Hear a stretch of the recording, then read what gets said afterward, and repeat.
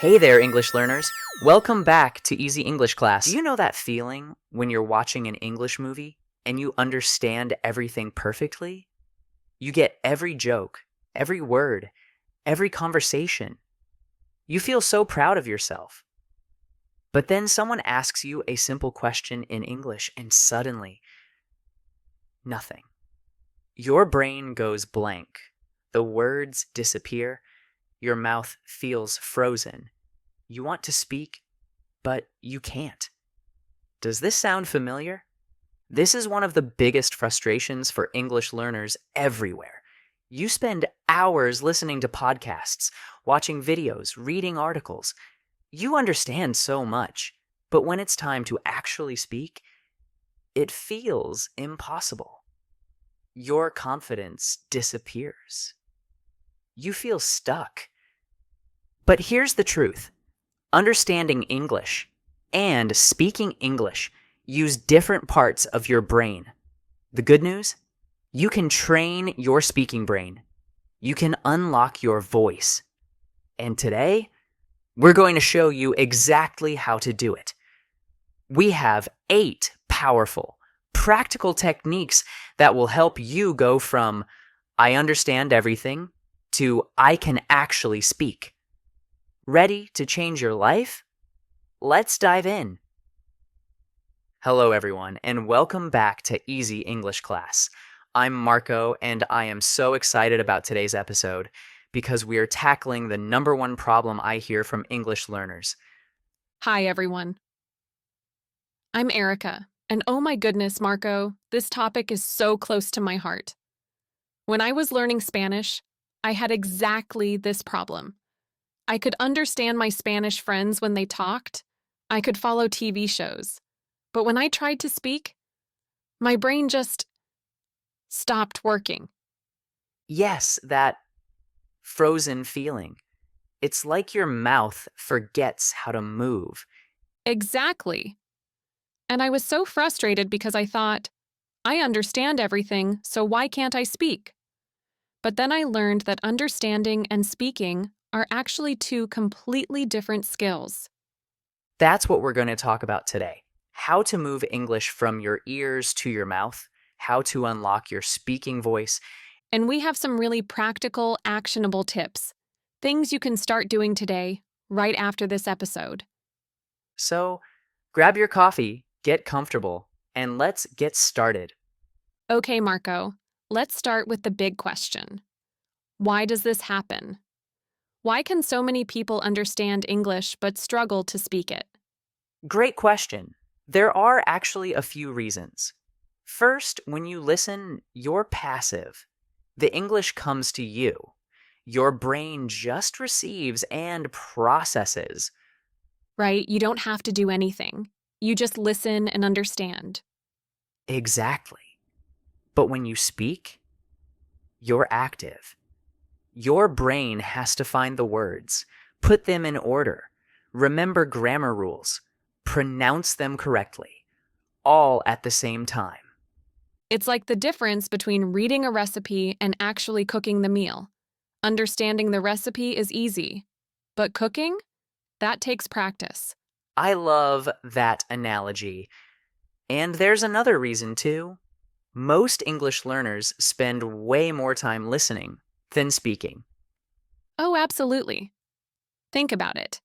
You can listen to English alone in your car while you're cleaning, before bed. It's easy and comfortable. But speaking? Speaking requires courage. You need someone to talk to. You're afraid of mistakes. It's scary. So true. And that fear makes people avoid speaking, which means they never practice, which means they stay stuck in this frustrating cycle. But today, we're going to break that cycle. We have 8 techniques that will help you practice speaking, even if you're alone, even if you're shy, even if you're afraid. And the beautiful thing is, you already have the foundation. You understand English. That's huge. Now we just need to build the bridge from understanding to speaking. Perfect. Let's start building that bridge right now. Active listening and shadowing. Okay, tip number 1. And this is going to change how you listen to English forever. Are you ready? I'm ready. You need to change from passive listening to active listening. Okay, but what does that actually mean? Because I think a lot of people are confused about this. Good question. Passive listening is when English is just in the background. Maybe you're driving and listening to a podcast. Maybe you're cooking and a video is playing. You understand it, but you're not really focused. Right? It's like background music. Your ears hear it, but your brain isn't working hard. Exactly. Active listening is completely different. Active listening means you listen and you repeat. Oh, so I'm not just receiving the English, I'm producing it too. Yes! And there's a specific technique for this called shadowing. Have you heard of shadowing, Erica? I have. Shadowing means you become like a shadow of the speaker. You try to copy everything they say. Perfect explanation. So here's how it works. You play an English podcast or video and you try to speak at the same time as the speaker.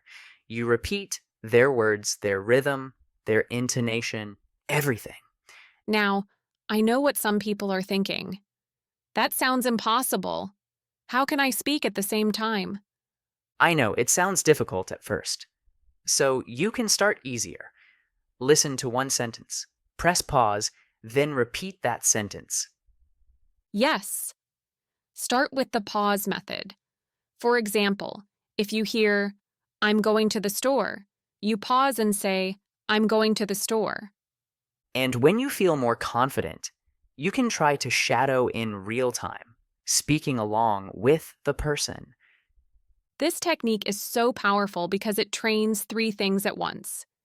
Your ears learn to hear the sounds better. Your mouth learns to make the sounds. And your brain learns the natural rhythm of English. That rhythm is so important. English has a musical quality. Some words are stressed, some are unstressed. Some sentences go up at the end, some go down. And you can't learn that music just by listening. You have to practice making it with your own voice. Exactly. So here's your homework for this tip. Find one short video or podcast episode, maybe 2 to 3 minutes long. Listen to one sentence, pause and repeat. Do this for just 10 minutes today. And don't worry about being perfect. In the beginning, you might sound funny, and that's totally okay. You're training a new skill. Create your English mode. All right, tip number 2 is one of my favorites. Create your English mode. Ooh, English mode. That sounds like a superhero power. It kind of is.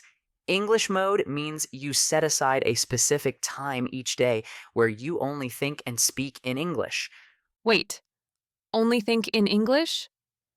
Marco, that sounds really hard. My brain loves my native language. I know, but here's the secret. You can practice this even when you're completely alone. The best way is to narrate your day out loud. Narrate means to describe what's happening, right? Like you're telling a story? Exactly. So, let's say you're in your kitchen making breakfast.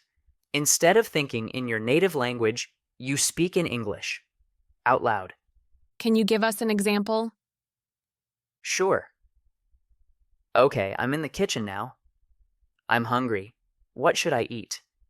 Maybe some eggs. Where are the eggs? Ah, they're in the refrigerator. I need to get a pan. This pan is dirty. I should wash it first. Oh, I see. You're just describing everything you're doing in real time. Yes. And at first, it feels silly. You might feel like you're talking to yourself like a crazy person. But you are talking to yourself. True. But that's okay. The important thing is that your brain is working. Your brain has to find the English words for everything you're doing. And this is so different from just understanding. When you're listening to a podcast, the words come to you. But when you narrate your day, you have to produce the words yourself. Exactly.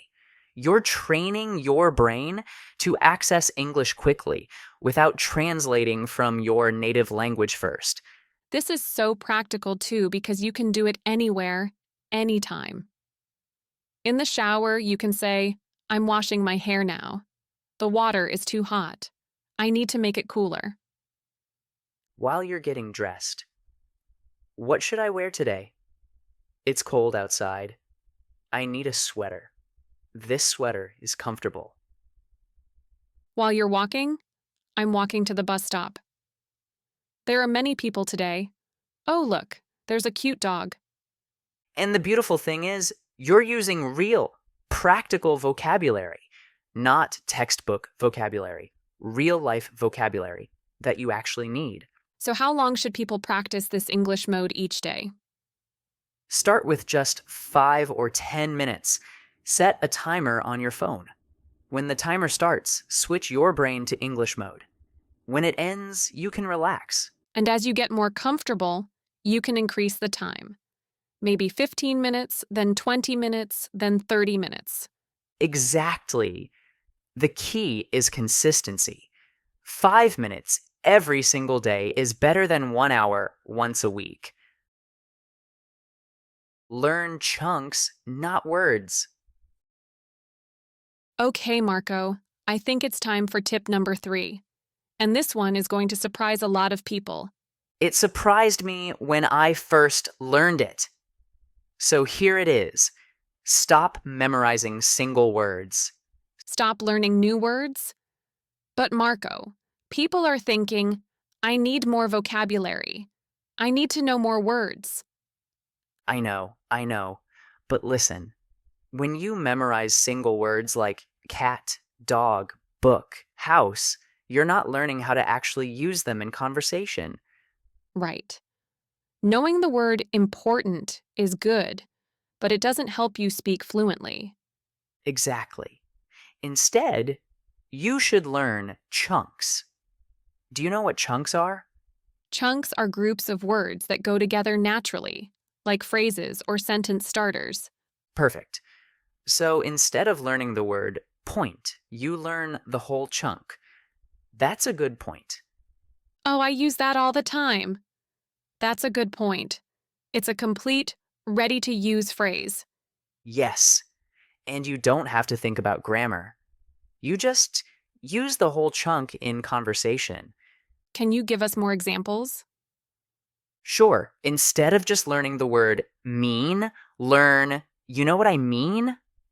You know what I mean? That's so useful in conversation. Or instead of learning, see, learn, let me see. Let me see. I use that when I'm thinking. Exactly. Other useful chunks are, that's interesting. I see what you're saying. To be honest, in my opinion. These are like building blocks, or like tools in a toolbox. You just grab them and use them. Perfect analogy. And here's why chunks are so powerful for speaking. When you're in a real conversation, you don't have time to think about grammar rules and word order. Right? Conversations happen fast. You need to respond quickly. But if you've memorized chunks, your brain can just use them automatically. You don't have to build the sentence from scratch. It's like having pre-made sentences ready in your brain. Yes. And chunks also make you sound more natural and fluent because that's how native speakers actually talk. We use these phrases over and over. So how should people learn chunks? Great question. When you're watching English videos or listening to podcasts, don't just write down new words.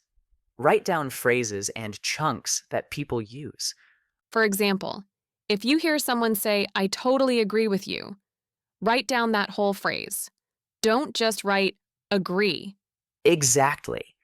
And then practice using the whole chunk in your own sentences.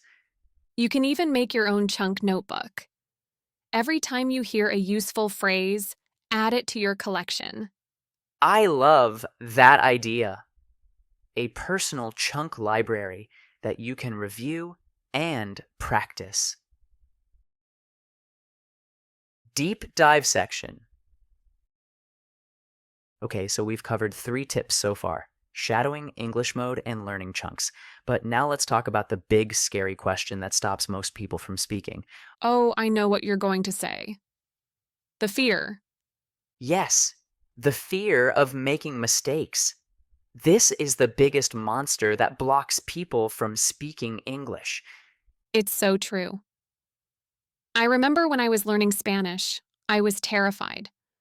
I thought, what if I say something wrong?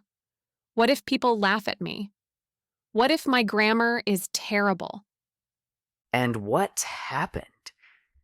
Did you let that fear stop you? At first, yes. For months. I just stayed quiet. I only listened. I was too scared to speak. But then I realized something important. I realized that staying silent meant I would never improve. That's so important. You can listen to English for years and years, but if you never speak, you'll never become a fluent speaker. Exactly. So I made a decision. I decided to be brave and make mistakes. And what happened when you started making mistakes? You know what? People were kind. They helped me. They corrected me gently. And slowly, I got better and better. This is what I want everyone listening to understand. Mistakes are not your enemy. Mistakes are actually your friend. I love that. Mistakes are your friend. Can you explain why? Sure, every mistake is proof that you're trying. It's proof that you're being brave. And every mistake teaches you something new. Right. If you never make mistakes, it means you're not pushing yourself. You're staying in your comfort zone. Exactly. Think about a baby learning to walk. Does the baby walk perfectly on the first try? No! The baby falls down many, many times. Yes. The baby falls, gets up, tries again, falls again.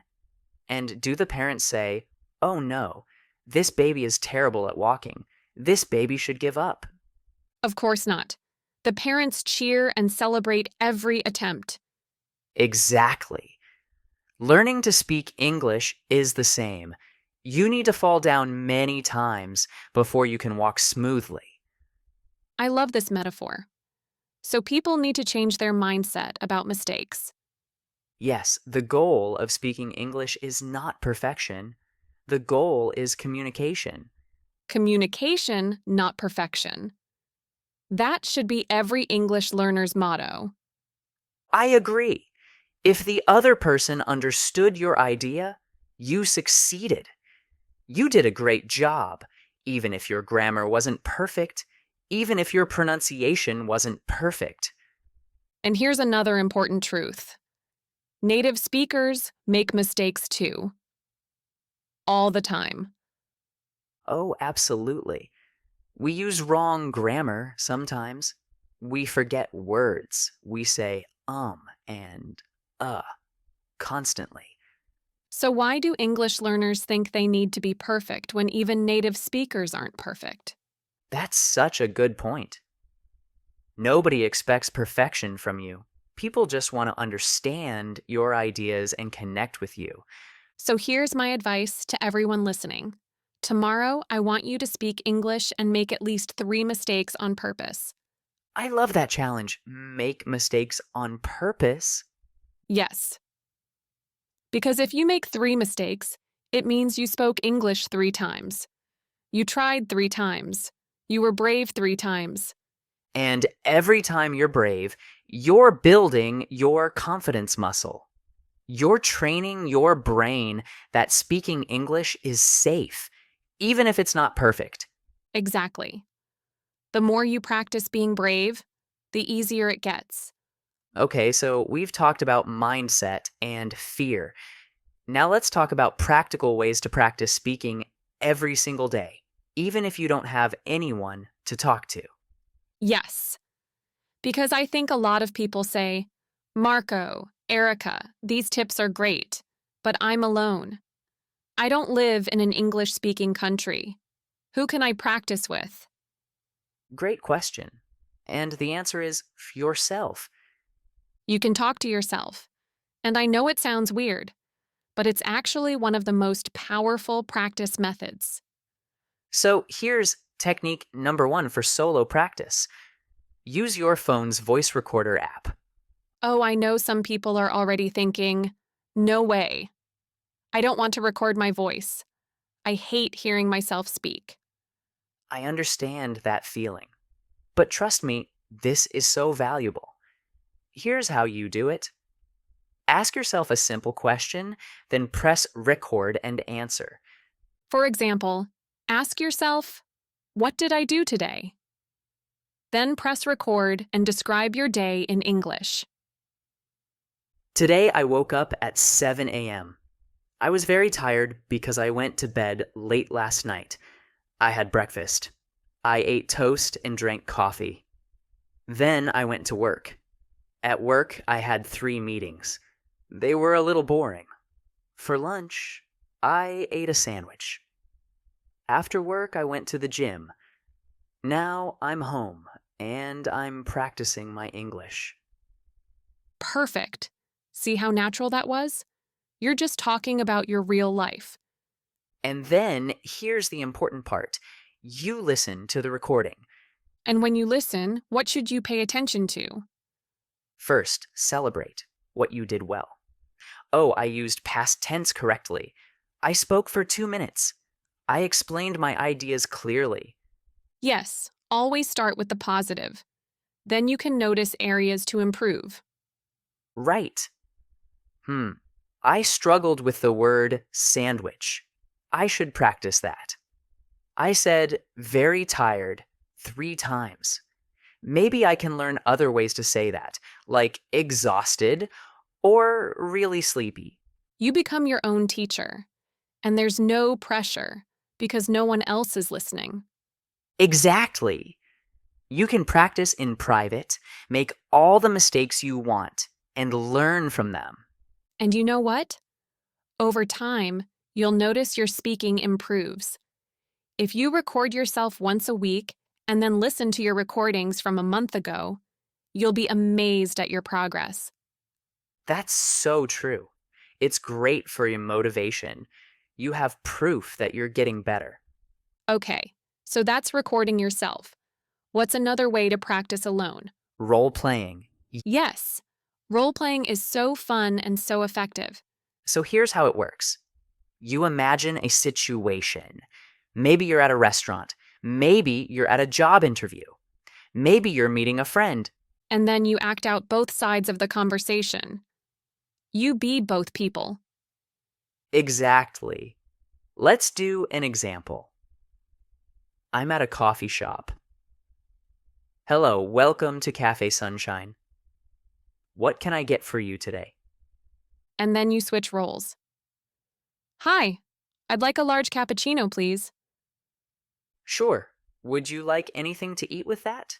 Do you have any muffins? Yes, we have blueberry and chocolate. I'll take a blueberry muffin, please.